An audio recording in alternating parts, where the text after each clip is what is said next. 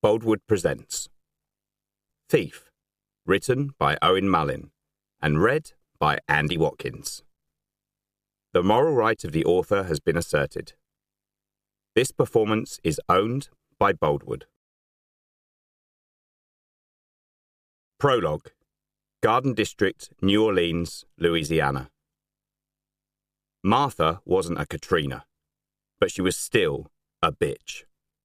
She'd roared off the Gulf like an angry drunk spoiling for trouble and determined to find it. Lashing Louisiana with torrential rain, leaving lives lost and businesses destroyed in her wake. But, in the mansion on St. Charles Avenue, the naked couple on the bed ignored the 100-mile-per-hour winds whipping the branches of the live oaks lining the street. They were making their own noise. The woman straddled the man's broad thighs, throwing her long hair over her shoulders in a show of pleasure that was entirely fake. His lips parted in a satisfied grin as swollen fingers searched for her breasts. She stared into the bloated face beneath her, bit back her disgust and started to ride him in time with the banging of a shutter that had broken free of its mooring somewhere in the house.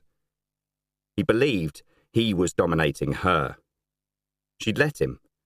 A necessary deception with a monster who'd sanctioned the killing of more people than even he could remember and would send her to the same fate without a moment's hesitation. In his youth, Beppe Giordano had been slim and athletic. A life of hard partying had thickened his features and left him obese and unrecognizable.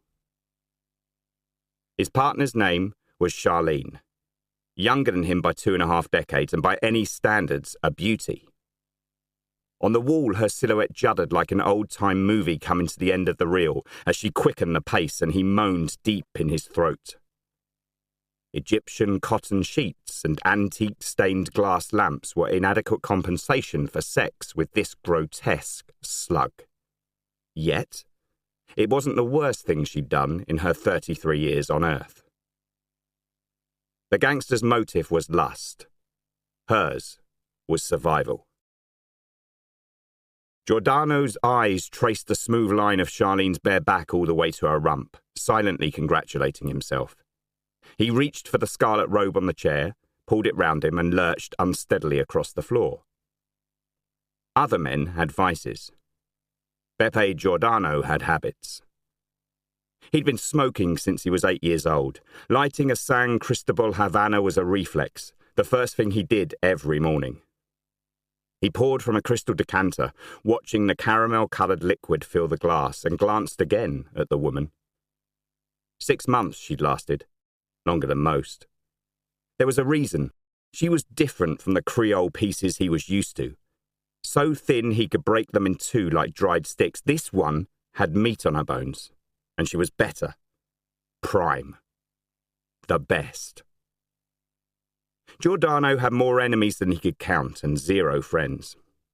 But as long as he had Cuban smokes, fine cognac and ladies with alabaster skin in his bed, he'd take it. The wind howled down the length of a deserted St. Charles where the city's oldest streetcar line ran from South Carrollton and South Claiborne Avenues to Canal Street, ruffling the tiles on the roof like a gambler cutting a new deck. Beppe poured a drink for himself but didn't offer one to her.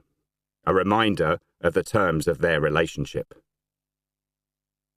She lifted her dress and dropped it over her head. The gangster's gravel voice admonished her. "What the hell are you doing? Did I tell you to put your clothes on?" "I thought. You thought. You fucking thought."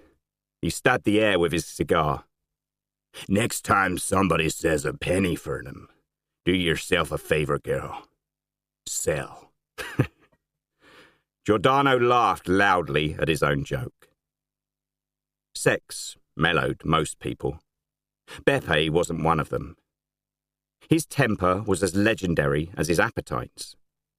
He leaned a heavy elbow on the mahogany desk at the other side of the room and got down on one knee in front of the safe his father had built into the wall when Beppe was still a child.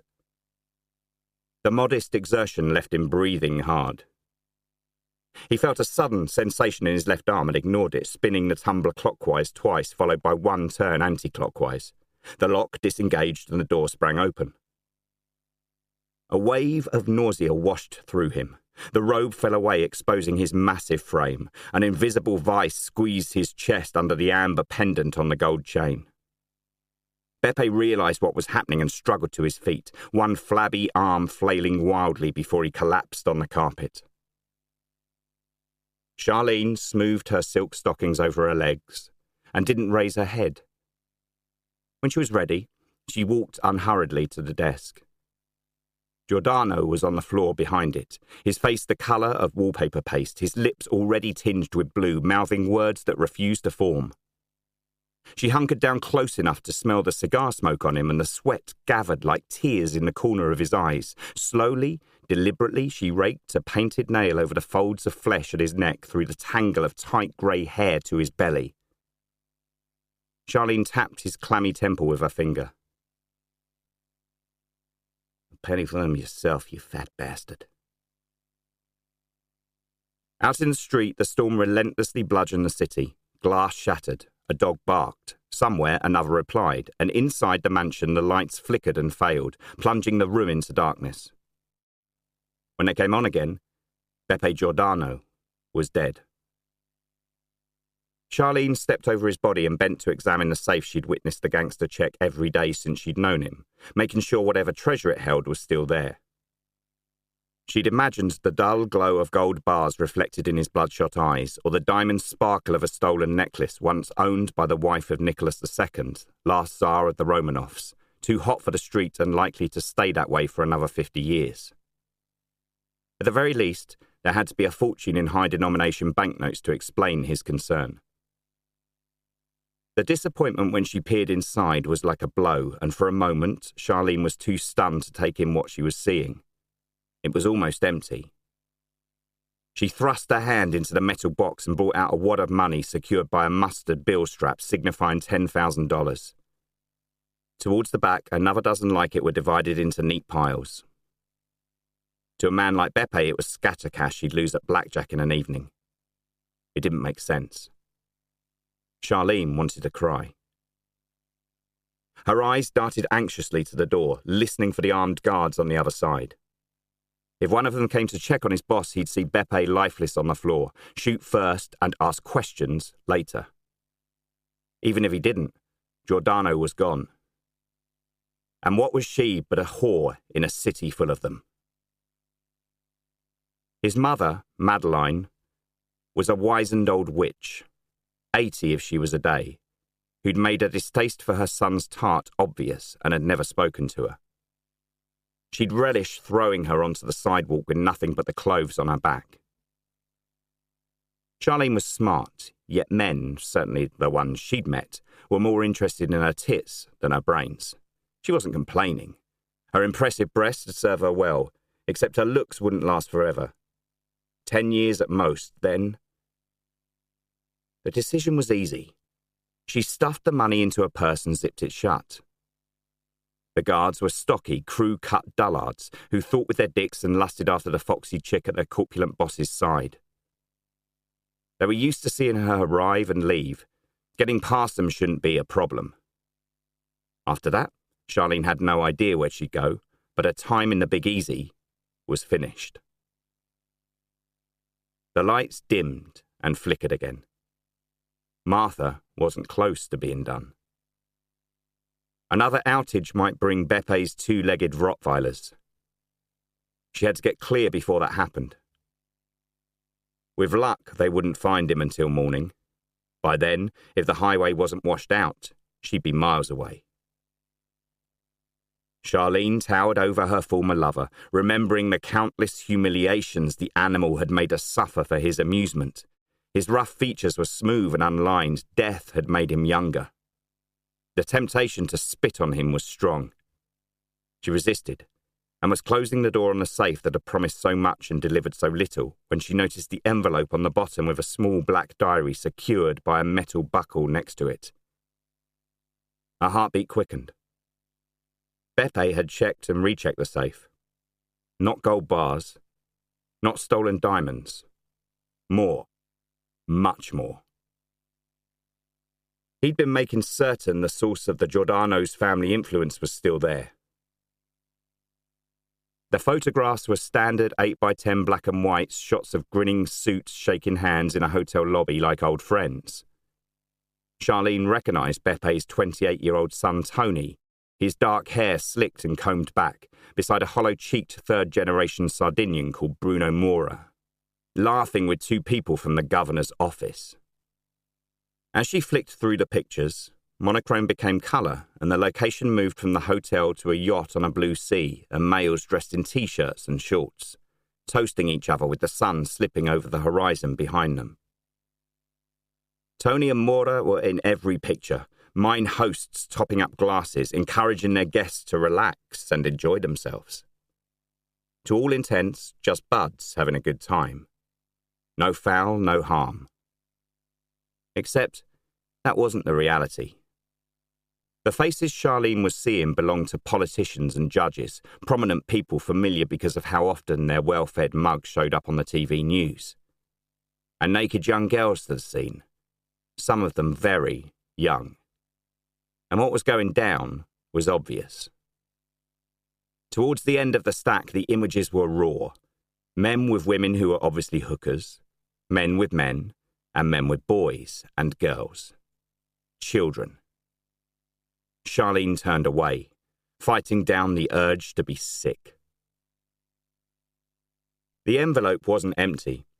A finger-sized memory stick tipped into her upturned palm, no doubt home to yet more perversion. By comparison, the little black book, dog-eared with age, seemed an innocuous collection of phone numbers and email addresses. Not true. It was a list of Giordano's blackmail victims and a who's who of the great and supposed good in Louisiana. The lights that had been threatening to quit dipped and finally died, leaving her rooted to the spot, with the relentless drumbeat of rain hammering the house. In the darkness, her thoughts raced over the possibilities. None of them reassured her. If she couldn't get out of New Orleans for certain, they'd find her. Suddenly, a cold hand grabbed her ankle. Charlene covered her mouth, forcing herself not to scream.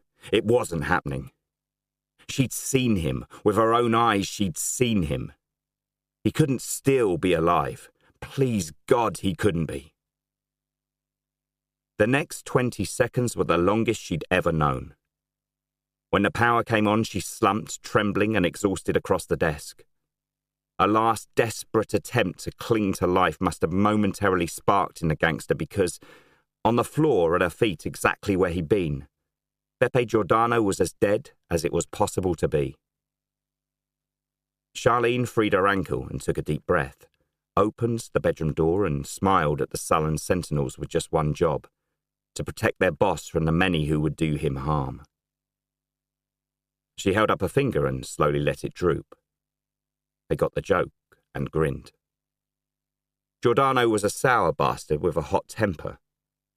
The thugs didn't have to like him because he paid their wages. She went down the impressive staircase under the chandelier, wanting to run, expecting them to come after her. At the front door, Charlene ignored the last of the guards and stepped outside. By the time she'd raced the short distance to her car, she was soaked. She fired the ignition and gunned the Accord Sport into the night. The wind had stopped, though it was still raining hard. From the bay window, Tony Giordano saw the dark blue Mercedes sweep up the drive and braced for what was to come. When the car slowed to a halt, a guard rushed forward with an umbrella. He needn't have bothered. The old woman in the back seat irritably waved it away and went through the front door, leaning heavily on a cane. Madeline Giordano was tiny, less than 5 feet tall. A force of nature who rarely smiled and was as mean and as unpredictable as any tropical storm. And not for the first time her grandson wondered what life must have been like for Bepe growing up with her as a mother. His own mother had died when he was young, a victim of depression, the black dog, and Bepe had been no great shakes as a father. Tony's upbringing had scarred him, yet he'd choose it any day over the old crone he was about to meet. At the top of the staircase, the soldiers who'd worked for the dead gangster backed off to let her pass. She wore the traditional Carabella dress of her native island, an off-the-shoulder top, a full-length skirt and a headscarf. All black, a statement that had nothing to do with mourning and everything to do with dominance. Tony didn't turn to greet her. She registered the disrespect and spoke sharply, her lips pressed in a thin line under the sunglasses Madeline was never seen in public without. A trick she'd borrowed from the Haitian dictator, Papa Doc Duvalier. "Why are these people here? Get rid of them, Antoine." Everybody else called him Tony. He said, "All of you fuck off, except Bruno. I want him to stay." "No, this is family business." "As far as I'm concerned, he is family." Bruno Mora watched the Battle of Wills play out in silence. Beppe wasn't even in the ground, and already it had begun. Only one could lead. Who might be decided before they left this room. Mora was a student of history who understood that through the ages the secret of power struggles was to be on the winning side at the end. Madeline was ancient. Time was against her. Tony didn't have her character or her strength, nowhere near it, but he was young. He valued Bruno. Despite that, Mora's money was on the old woman. At this stage, the trick was to convince each of them he was in their camp. He went to the door, closed it, and stood back to acknowledge Madeline's wishes. She ignored the body on the floor and pointed to the safe. "Open it." Tony shot a look of disgust at Bruno. "Your son is dead and your only concern is..." Behind the shades, her eyes burned with contempt. "Open the fucking safe." Tony did as he was told, and just like that he'd lost. The tumblers clicked, the final metal rod released, and his grandmother heard him gasp. Fired by his error in giving ground, he spun on Mora. "You said it was a fucking heart attack." "It was. Everything with the whore looked the same." Tony slammed his fist against the safe. "What does it look like now, idiot?" Bruno stared at the carpet and didn't answer. "What time did she leave?" "Around midnight." 9 fucking hours ago in the middle of the storm, and nobody thought that was strange? Moira regretted not leaving when Madeline had wanted him to. "I don't know." The veins in Giordano's neck tightened under the skin. "You don't know? You don't know?" he screamed. "Find her. Wherever she is, find her and bring her here." The old woman stood in the window, a dark figure against the morning light. Outside, New Orleans was picking up the pieces after yet another mauling. The St. Charles streetcar line in the middle of the avenue, buried under broken branches and sodden drifts of autumn leaves that would have already started to decay. Of course, it would recover, but in the long run it didn't matter. The city was sinking. In 30 years it would be underwater. She said, "You any idea what this whore has done to us?" He snarled his reply. "Of course I fucking do. Who do you think I am?" Madeline could have told him. On another day she would have.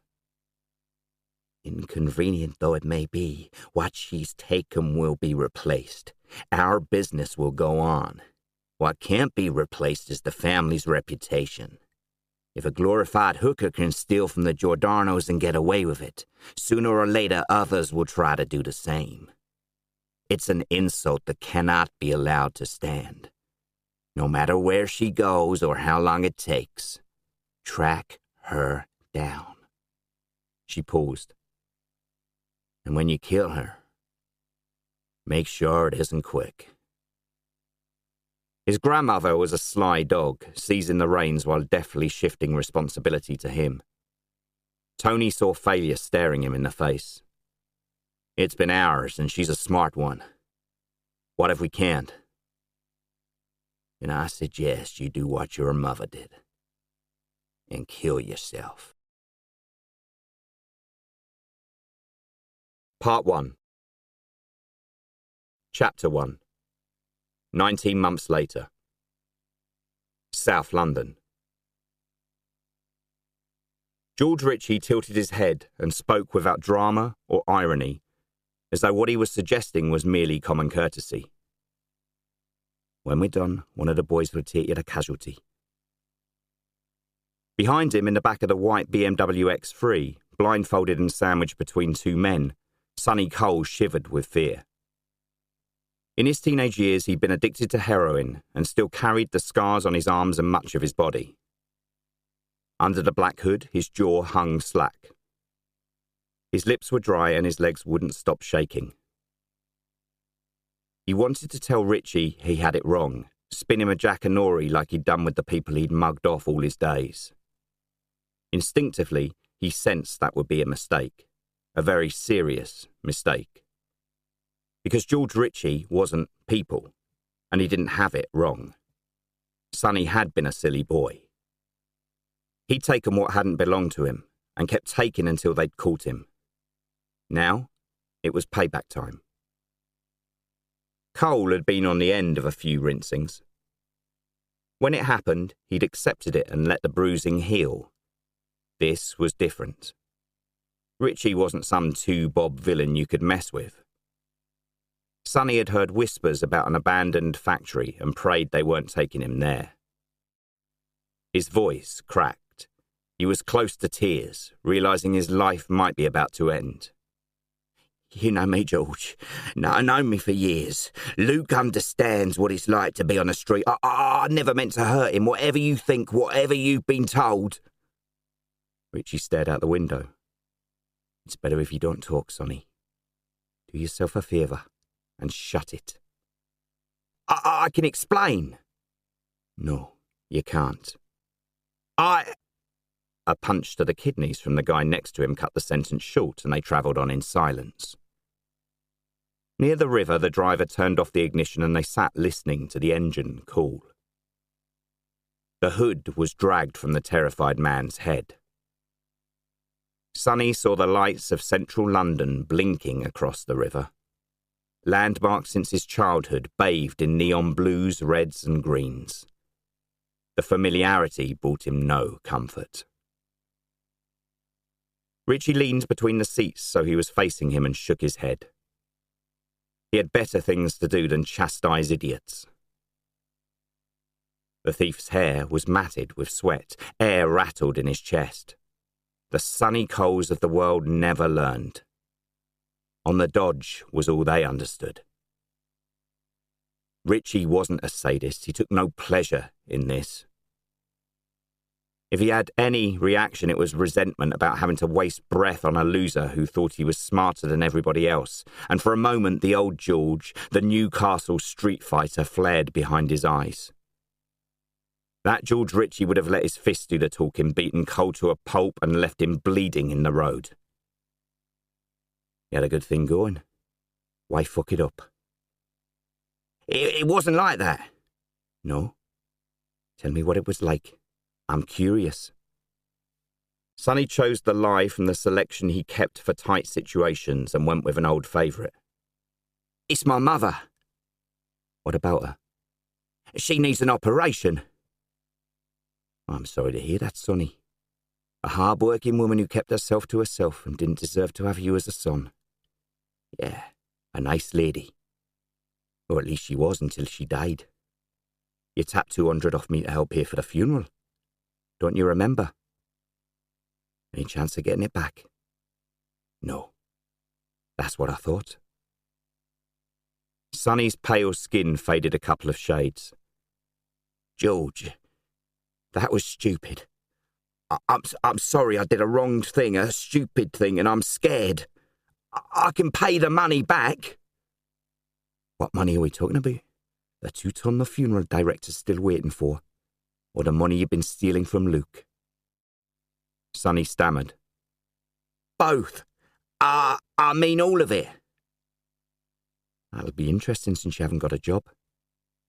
And how much do you think we're on about? Go on, Sonny. Take a guess. Not much. A few thou. Ritchie laughed mirthlessly. Yeah, and the rest. Get out the car. No, please. Cole tried to delay the inevitable and failed. Richie rolled the window down and stayed in the passenger seat. You've heard the expression, an eye for an eye. Please, George. It's from the Bible, Exodus, if I remember my Sunday school. Any idea what it means? Pretty straightforward, really. Sonny fell to his knees, pleading, George, don't do this. Richie ignored him. All right, I tell you. Ever heard of the principle of reciprocal justice? He paused. Too complicated for you. What about an eye for an eye? That too complicated for you too. Christ, Sonny, can you make it any simpler? Okay, look, it's saying if you hurt somebody, you should be hurt equally in return. Get it now? George! Sonny started to cry. Richie stared at him, unmoved. Sounds about right, doesn't it? Sounds fair. The old eye for an eye malarkey. The problem is that because of people like you, everybody ends up blind. You're washed, mate. Done. Accept it. He opened the car and spoke to the two men. Bring him over. Cole retched and vomited on his shoes. It didn't change anything.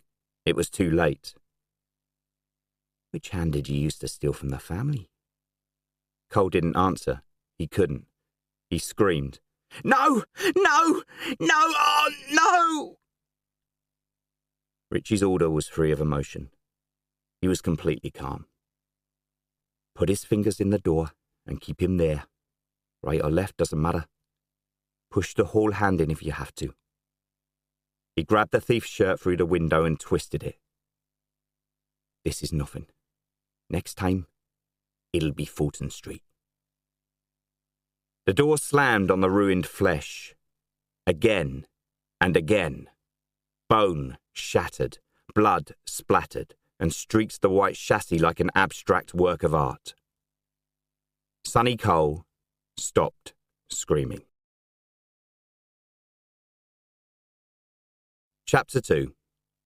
Lord Holland's Estate, Yorkshire. This is what I know.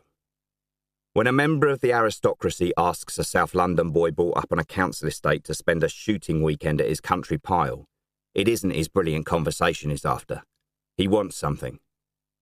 On another day, I would have turned Rupert Neville down, but the truth was I had nothing better on, and seeing how the other half lived in their natural habitat was too hard to resist. Politically, Peter Rupert Neville was to the right of Attila the Hun. His views on everything from climate change to fox hunting were common knowledge. If he'd done his homework, he couldn't possibly believe we were on the same page. So why the invite? Was having a gangster under his roof a treat for the females in his family, or did his lordship have something else in mind? Driving through England's green and pleasant land, I look forward to discovering what it was. 3 days of clipped vows was more than I could stomach, so I told him I'd join the party late on the Saturday afternoon. Best I could do. Pressure of business and all that. Over the phone, Rupert had hidden any disappointment he might have felt and given me directions. 4.5 hours after leaving London, I found the entrance to the estate on a B-road, partially concealed by the branches of ash trees, and followed the gravel path for what seemed like miles. He was at the end of a long drive, wearing a waxed jacket, dark green Wellington boots and a soft hat. When he saw me, he waved. If he'd ever been handsome, he wasn't now. His face had the ruddy look of a man who took bracing early morning walks in the fresh air to drink in the natural beauty of the Dales and spent the rest of the day indoors hammering the bottle of Glenfiddich at his elbow. There was a crudeness to his lordship's jawline that even an accent as well modulated as his couldn't soften. Whether he knew it or not, life had been good to him. While he was inheriting the family fortune, the estate and the title that came with it, I was inheriting my older brother's shoes. My station in the world symbolised by a pair of walnut-the-heel brogues tied with 2 different shades of brown laces. Rupert, he preferred to be addressed by his middle name, was an interesting guy. One of the first platinum card members at LBC, my club in Margaret Street. A couple of nights a week he indulged his taste for expensive champagne and even more expensive women and paid his bill without checking it. To suddenly be invited to his home had been unexpected. I got out the car and we shook hands. "Made it, I see. Any problems on the way up? Those roadworks near Sheffield are a bloody nuisance. Keep meaning to raise it with the Secretary of State for Transport. You missed an excellent day with the guns. Only hope tomorrow's as good." He took my arm and led me towards the house. "Oh, by the way, we usually eat at 7. Did I mention to bring a dinner suit? Don't worry if you haven't. It's all very informal." No, he hadn't. And no, it wasn't.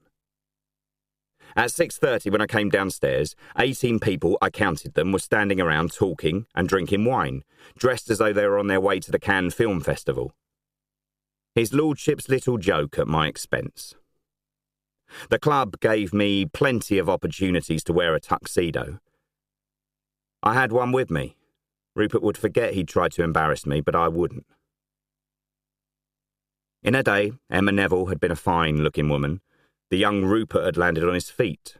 She saw me through the crowd and came forward. "You look very handsome, Mr. Glass." "Luke." "Of course. My husband spends an awful lot of time in that club of yours. What on earth does he get up to?" She gently touched my cheek. "Don't tell me. I can guess." "This is a beautiful house." She sighed. "Is it? I don't know anymore. All I see is the crippling expense of running the damned thing. The bloody place is falling down. Not a surprise when you consider it's been the Neville family home for 300 years. You would have imagined somebody might have got round to fixing the roof. Surely. Put it this way. We haven't any Rembrandts, but if we had, we'd have sold them." She changed the subject. "You missed a good day today." "So I'm told." "Are you a decent shot?" "I expect you are." "Decent enough? How about you?" "Actually, I am, even if I say so myself. Been doing it since I was a girl." She pronounced it girl. "Then you'll be out tomorrow morning?" She snorted at the ridiculousness of the question. "Wouldn't miss it for the world. It's what living in the country's about. London's ghastly nowadays. Overrun by bloody foreigners. Can't move for them." "I like it." Her expression froze as though I'd suggested abolishing the monarchy. "You can't be serious. How can anybody like London?" It had taken her a whole minute to make up her mind about me. Now she couldn't wait to palm me off to somebody else. Emma Neville struggled to hide the irritation and didn't succeed.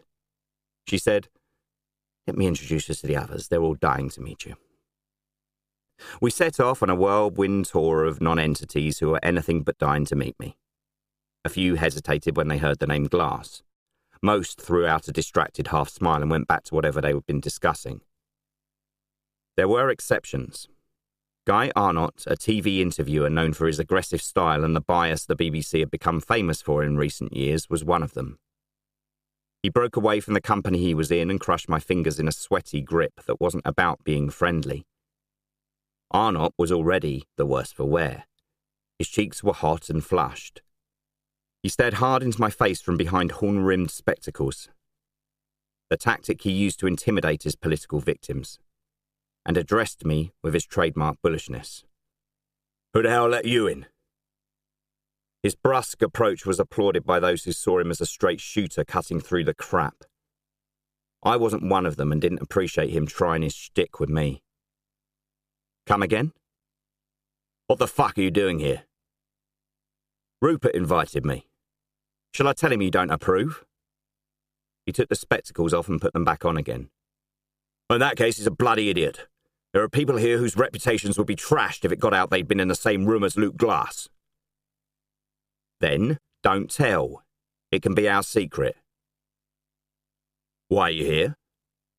The pompous arse was beginning to annoy me. Even if I'd known, I wouldn't have shared the information with him.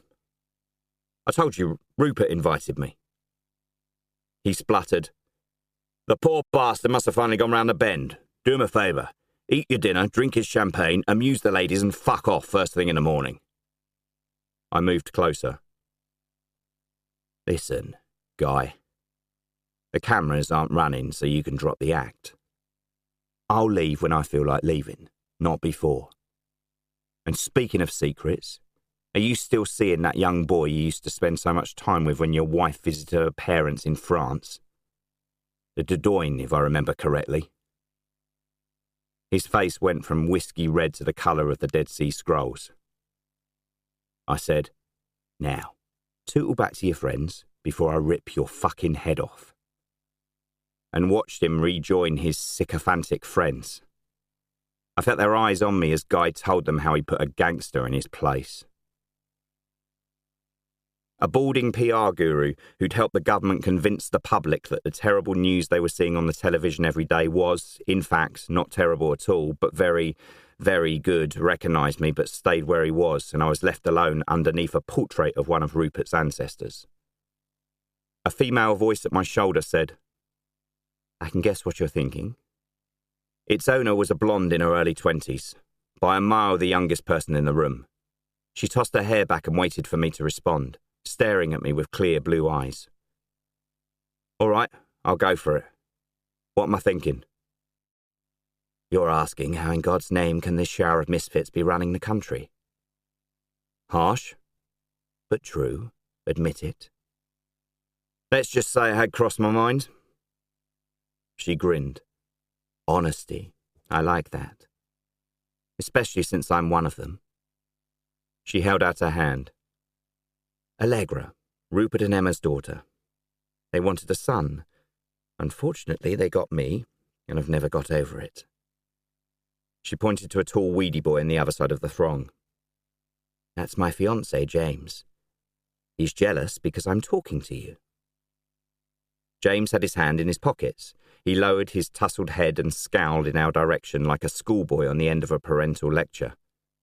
His tie hung loose, an insignificant rebellion that went unnoticed by his peers. I said, He's a lucky man. Actually, he's a bloody bore, but his father owns most of Cumbria, or at least the best bits, so we're getting married. Congratulations. She seemed not to hear me and ploughed on. The wedding is all my mother thinks about. She's obsessed. I've switched off. Do you love him? Allegra's expression twisted the way Emma Neville's had at the idea anyone could like London, a mix of horror and disbelief.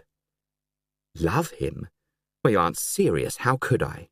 He's terrible in bed. I've told him I'll have lovers, so not to expect me to be faithful or anything silly like that.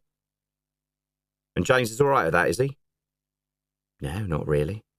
If he wants me, he'll put up with it. Does your mother know how you feel? Of course. She shook her head at my innocence. Love. What on earth does that have to do with anything? Rupert sat at the head of the table, a knife in one hand, a fork in the other, like Henry VIII. I'd been saddled with his sister, Daphne, a busty 40-something who'd been married to a racehorse trainer in Newmarket until he ditched her for a teenage stable girl. She had a high-pitched, screechy voice and a habit of telling me what I already knew. Mr. Daphne had done a runner. It was easy to understand why. She said, So you're up from London to see my brother. Strange he hasn't mentioned you. You own a club, I hear. That must keep you busy. It does. I'm run off my feet. The concept of doing work confused her. She sniffed and moved away a little. Don't you have people? One or two. I find things go better when I'm involved. Is it doing well? If I told her, she would have spilled her soup. I have to say it is. One hears of so many businesses that are in trouble. What's your secret, Mr. Glass? We try to. I was learning that asking a question didn't mean she was interested in hearing the answer. I used to love going to clubs, staying out late, sleeping all day. Don't have the energy now. Maybe I'm getting old. I laid it on with a big spoon. Nonsense. I'll put my money on you any time. She laughed a hollow laugh. You'd lose. An early bed suits me better. An early bed and a good book? Daphne ran a pink tongue over her bottom lip and let the mask of vacuous conviviality fall. It had served its purpose. Behind it, an entitled predator hid in its shadow. A hand found my thigh and stroked it. I haven't opened a book in years. Not much of a reader, I'm afraid. All those words. Are you? Not much. I took her hand away and put it back where it belonged. It didn't stop her. She said, There are so many other things I'd rather do. Apparently, I was one of them. When the meal was over, the ladies let the gentlemen to their port and brandy. Old school bollocks, for sure. Some of them would be smarter than their partners. Rupert signalled me to follow him into the library and put an avuncular arm around my shoulder. Sorry about landing you with Daphne. Love her to bits and all that, of course, though I can't deny my sister is an acquired taste. Quite a looker when she was younger. Had them queuing round the corner. Admittedly, that wasn't yesterday. The divorce has taken it out of her. No confidence. None at all. Emma has a theory that she's retreated into her shell. Did you find that? Was his lordship having a laugh? No, can't say I did. She's an interesting woman. Glad you think so. But I haven't mauled you all the way up here to mingle with that lot. Christ, no. Can't stand most of them for more than 2 minutes. He opened the door and closed it behind us. There's someone I want you to meet. The man on the sofa turned his head. A grin I'd seen more times than I could remember spreading across his face. And why I'd been invited into this bastion of privilege became more confusing than ever. Jocelyn Church was the new rising star in right-wing politics, on the same page as Rupert and his ilk. He cultivated a man of the people style, wore off-the-peg suits and was frequently pictured with a pint of ale in one hand and a lit cigarette in the other. The kind of bloke you'd run into in any pub on a Friday night and warm to because he squared his shoulders, stood for the national anthem and brought his round without having to have his arm broken. A straight shooter. A guy you could trust. And it was working. When he spoke at a rally, people flocked to hear him. A fringe player with influence in the shires, tapped into the growing dissatisfaction with mainstream politicians. On TV, Church was charming and articulate and difficult to dislike. Until you heard the poison he was peddling.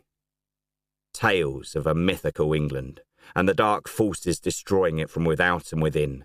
Incitement to violence masquerading as patriotism against the constant cry for law and order to quell the reaction his reckless rhetoric had inspired.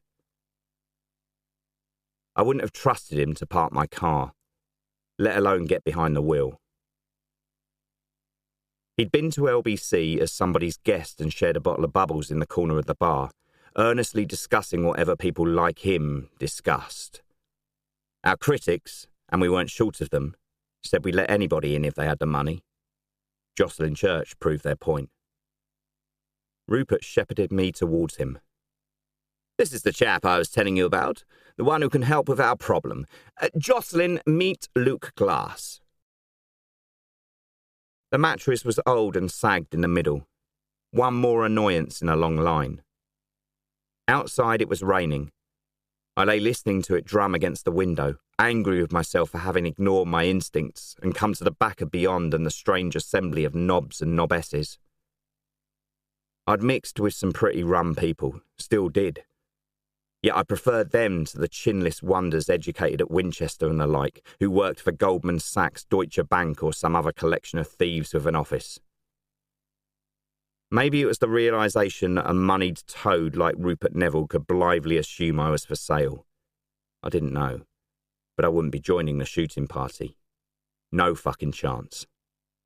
And by the time the beaters were driving the first birds towards the guns, I'd be in a greasy spoon in Peckham with a full English in front of me.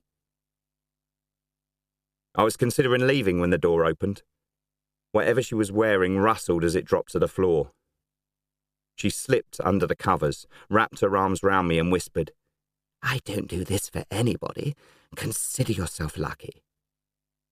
Yes, she did. Her error was to assume I was the same as her. Without trying, Daphne had compounded her brother's insult. I removed her probing fingers. Please leave. In the darkness, she was smiling. It was in her voice. Don't worry, I'll be gentle with you. I threw the bedclothes aside. Get out before I drag you out by the hair. It took a second for the shock of rejection to register. You mean it? You actually mean it? Don't you care that you're humiliating me? I'm not humiliating anybody. You're humiliating yourself. Now go. I'd had a checkered history with the opposite sex. With the exception of Shani, the lady from Cairo, every relationship had ended in disappointment for the women who'd made the mistake of getting involved with me. My work always came ahead of them. At least that was how they saw it. Sometimes I'd hear about exes who'd stayed friends after the breakup, meeting for coffee, promising to be there for each other, the brother or sister they'd never had. I didn't get it. It wasn't my style and never would be. Men were men and women were women. They were different. That was the point, wasn't it? Or had I missed something? Kicking a woman, any woman, out of my bed was a never-to-be-repeated first. I was making an exception for Rupert Neville's sister. She didn't appreciate it and berated me in extremely unladylike language, casting aspersions on my sexual orientation and my parents' marital status. After Daphne had gone, I went downstairs to find a light on in the lounge and Allegra slouched in an armchair playing with her iPad. She spoke without taking eyes from the screen. I've been researching you. Have you? And am I fascinating? Yes. Your family is quite famous, though not in a good way. She looked up at me with the same frank rebelliousness I'd noticed the last time we'd spoken. No offence intended, just telling it as she saw it. Then she strayed where she shouldn't have and realised it immediately. Did my aunt come into your room? Don't answer that, it's none of my business. I wasn't going to, which means she did. You're not the first guest to get her midnight creeper treatment, so don't flatter yourself. The thought hadn't occurred to me. I'm leaving, by the way. What? Now? As soon as I pack. Why? Are we too good for you, or not good enough? I laughed. You're a clever girl. Give you that. Allegra slid off the sofa, came towards me and put her arms around my neck. It seems a pity to go so soon. Couldn't you stay just a little longer? No. Her lips were soft and warm on mine. Not even for me? Not even if I asked nicely? What would your fiancé say? I couldn't care less. Where is James? Where every little boy should be at this time of night. In bed, fast asleep. Shall I wake him up and ask him? Like all children, Allegra imagined she was different from her parents. A new breed of convention-trashing trailblazers.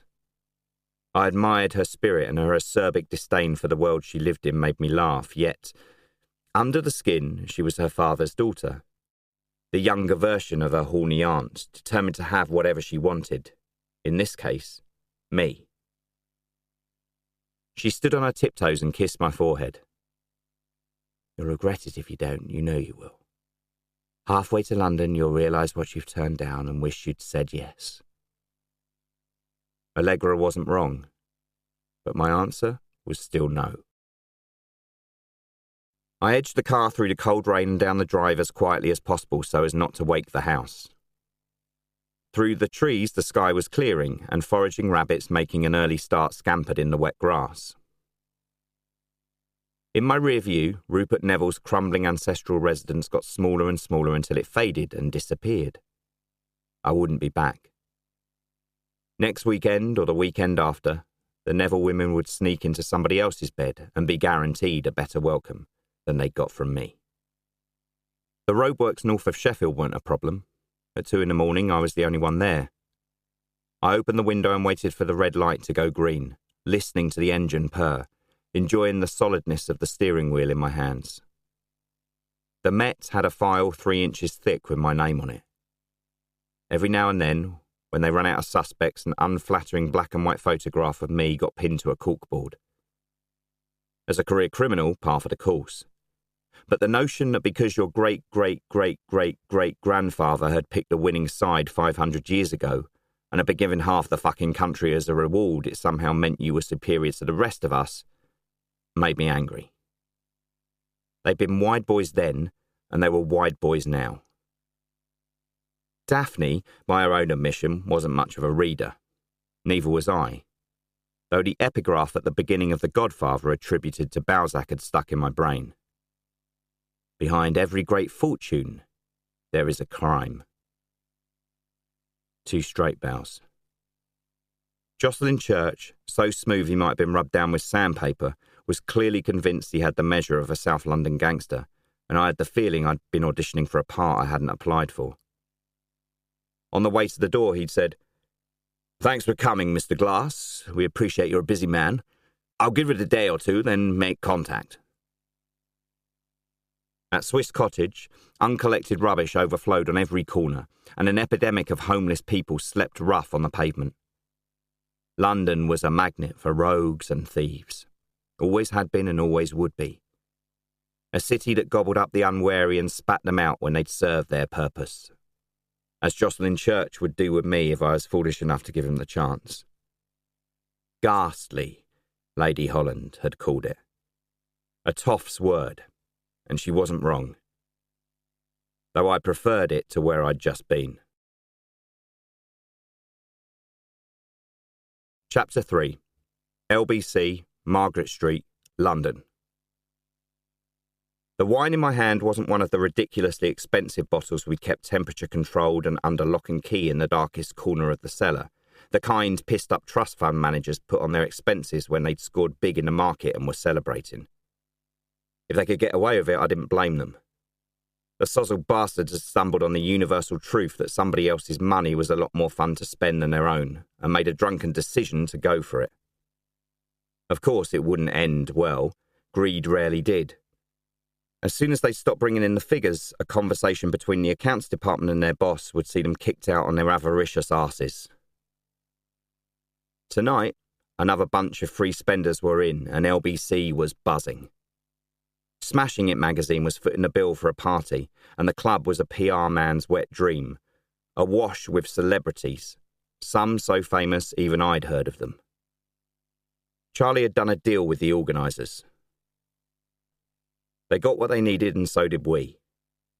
The margin she'd negotiated would sit nicely at the bottom of an already healthy balance sheet. Good girl. The last few months had seen more drama than a season at the Old Vic, but things were finally settling down. We had enemies, and always would. Jealous people who saw what the Glass family had and wanted to take it away from us. They were welcome to try. For the moment, at least, nobody had managed it. I was at the bar star-spotting while a slow number guaranteed to have the dance floor crowded drifted up from downstairs. More to herself than me, Nina said, "I hate that fucking tune." A throwaway comment, except it wasn't. On the surface, Nina was a successful businesswoman in her own right. A tough lady able to hold her own against anybody. It was a front. Behind it was an insecure child in constant need of reassurance. Without being certain, I guessed she danced with Mark Douglas to that music and was remembering. At times, our relationship had been rocky. Now it wasn't even that. I hadn't seen her much in the last months, and when I called, though she was friendly enough, it was clear she'd rather not talk to me and cut the conversation short. Coming here had taken an act of will, perhaps even courage I couldn't begin to understand. Yet here she was, stunning in a dark blue sleeveless midi-length dress, The strain of the recent past showed.